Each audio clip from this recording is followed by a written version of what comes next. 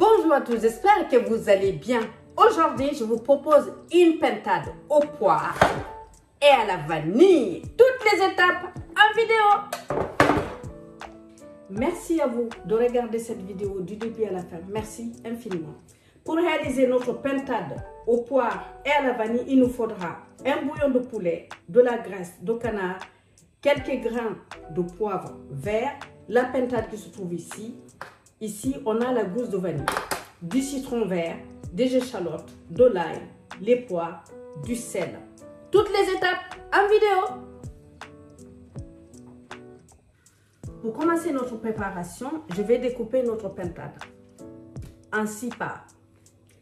Et ensuite, je vais faire dorer les morceaux dans la graisse du canard.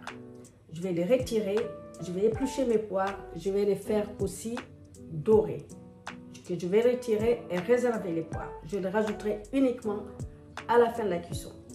Donc voilà, les premières étapes, c'est ça. Là, je vais découper d'abord la pintade et je reviens vers vous. Alors, je voulais en profiter pour vous donner une recette si vous voulez vraiment les réaliser, vos bouillons chez vous. Moi, j'utilise la plupart du temps des carcasses de volaille, de bœuf, de veau, de l'agneau. Donc, dans un premier temps, je fais caraméliser de l'oignon dans mon four avec une tête d'ail. Voilà, ça que je garde dans mon frigo ou je le fais sur le champ. Donc, je mets de la graisse dans une grande marmite. Je rajoute mes carcasses dans cette marmite avec des carottes, du céleri, des aromates que vous aurez choisis. Je laisse vraiment bien revenir sans que ça brûle. Et après, je mouille avec 1 voire 2 litres d'eau selon la quantité que je vais obtenir comme bouillon. Voilà. Une fois que c'est fait, je laisse mijoter à petit feu pendant 1 heure et demie. Il ne faut pas être pressé. Après avoir laissé mijoter 1 heure et demie, je vais filtrer pour récupérer mon bouillon. Ce bouillon, vous pouvez le garder dans votre frigo tout au long de la semaine que vous pouvez utiliser pour faire des pâtes, enfin bref, tout ce que vous voulez comme préparation. Et même vous veloutez, voir vos soupes. Autrement, vous pouvez aussi les congeler par portion dans des bacs à glaçons. Donc voilà, c'est ce que je voulais vous dire. Voilà, j'ai fini de découper la pintade. Ici, on a les cuisses, le blanc, les ailes et le cou et le dos qui se trouve ici. Donc voilà, là maintenant on va partir côté feu pour faire dorer tout ça. Ici, j'ai mis ma cocotte à chauffer. Je vais mettre ma graisse de canard que je vais récupérer dans les boîtes de confit. Il y en a aussi en bouteille, on en vend dans les grandes surfaces. Sinon, si vous achetez des confits, ne jetez surtout pas cette graisse. Vous pouvez l'utiliser pour la cuisine. Si vous n'en avez pas du tout, vous pouvez utiliser de l'huile de pépins de raisin ou l'huile de tournesol, l'huile que vous avez chez vous. Voilà.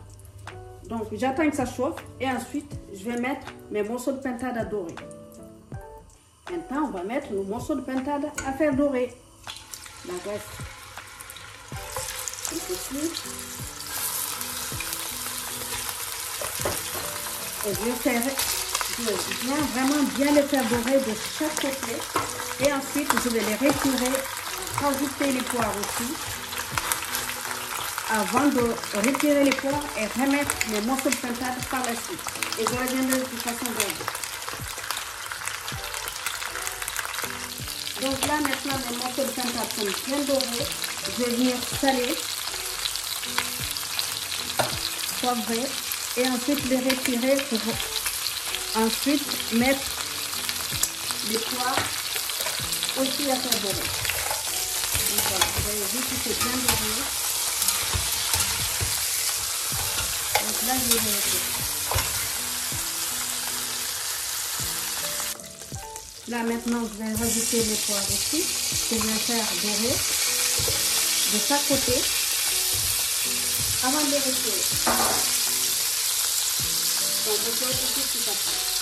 Ici, il est temps de retirer les poires. Donc pareil, hein, je vais saler légèrement du poivre.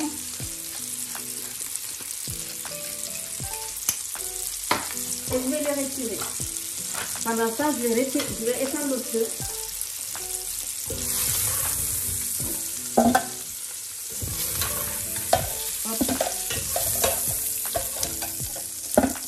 Je réserve.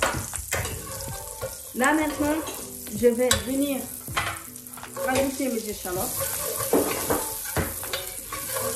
l'ail, et je vais devoir remettre les morceaux de pintade dedans. Je vais mélanger les tout. Là, il n'y a pas besoin de saler ni de poivrer puisqu'on l'a déjà fait tout à l'heure. Même si mon bouillon n'est pas salé, je préfère quand même attendre à la fin. Et là, je vais faire les partir à feu vif pour pouvoir mouiller avec mon bouillon. Là, c'est parti. Ici, j'ai mon bouillon. Je vais mouiller à hauteur.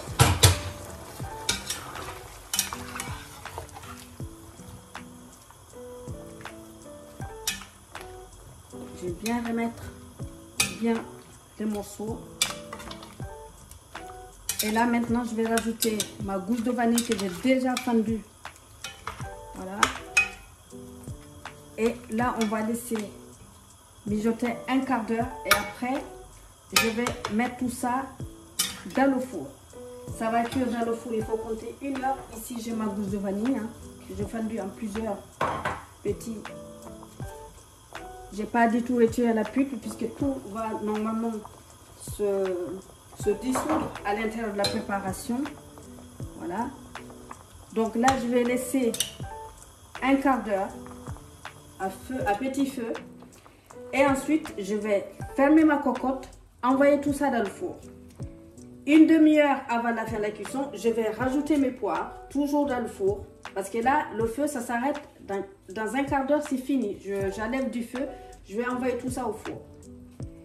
Et donc, 30 minutes avant la fin de la cuisson, je vais rajouter mes poires, le poivre vert, le jus de citron. Et ensuite, je vais laisser terminer la cuisson encore 30 minutes pour que tous les parfums se mélangent. Et ça sera bon. Donc voilà, là je vais fermer. On se retrouve dans 15 minutes. Bien, 15 minutes après. Voilà, là c'est prêt à partir au four. Donc on se retrouve 30 minutes avant de mettre les poires. Je vous montrerai comment il faudra les poser à l'intérieur de notre cocotte et rajouter le jus de citron et le poivre vert. Donc voilà, à tout à l'heure. Donc voilà, notre cocotte sortie du four. Ça sent très très bon. Là, j'ai les grains de poivre vert que je vais écraser avec mes doigts et les rajouter dedans. Le jus de citron vert. Voilà. Ça sent très très bon. Oh là là. Alors, cette pintade, vous pouvez la servir avec un gratin de pommes de terre, gratin de semoule de blé dur. Ça sera merveilleux. Voilà. Si je peux vous donner un conseil pour accompagner notre pintade, ce serait merveilleux. Ou aussi de la polenta. Donc là, je vais rajouter les poires et continuer la cuisson encore 30 minutes. Voilà. Donc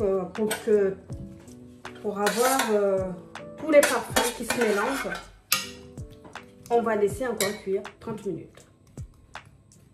On se retrouve tout à l'heure. Ça sent en tout cas merveilleusement bon ici. Je sens qu'on va se régaler. Voilà, je viens tout juste de sortir notre pintade du four. Vous avez vu, ça sent très très bon ici.